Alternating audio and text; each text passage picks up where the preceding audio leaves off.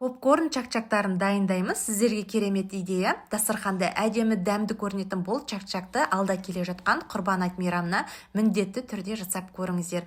Алдымен 3 жұмыртқаға шым-шым тұз салып, венчикпен көпіргенше араластырамыз.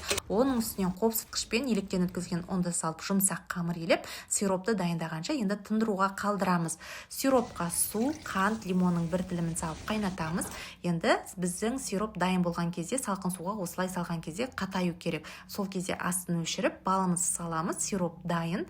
Қамырымызды дәл осында қалыңдықты жайып, жіңішкелеп барлығын кесіп аламыз. Үстінен аздап ұн сеуіп, дәл осылай, яғни кішкентайлап тағы да бір кесіп алсақ болады.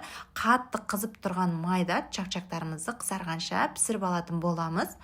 Енді барлығын бір ыдысқа салып, жаңағы дайындап алған сиропымызды үстінен құйып шығатын боламыз. Яғни қалауыңызша әрлей берсеңіз болады. Мен осындай 4 бұрышты формаға салдым. Міне мына жерде сиропты салып араластырғаннан кейін бірден формаға салып, қолымызды сулап үстінен басып шығамыз. Яғни пищевая пленкамен жауып, тоңазытқышта 1 сағатқа қалдырамыз. Одан кейін үстінен мен осы Бенуто до шоколад пастасын ерітіп, әдемілеп үстінен құйып шықтым және осындай фисташка ұнтағымен де әрлеп шықтым. Міндетті түрде жасап көріңіздер. Осындай әдемі чак-чакты Байжик классикалық түйіршіктелген, құрамында еш бояғыштар жоқ шаймен бірге ұсындық.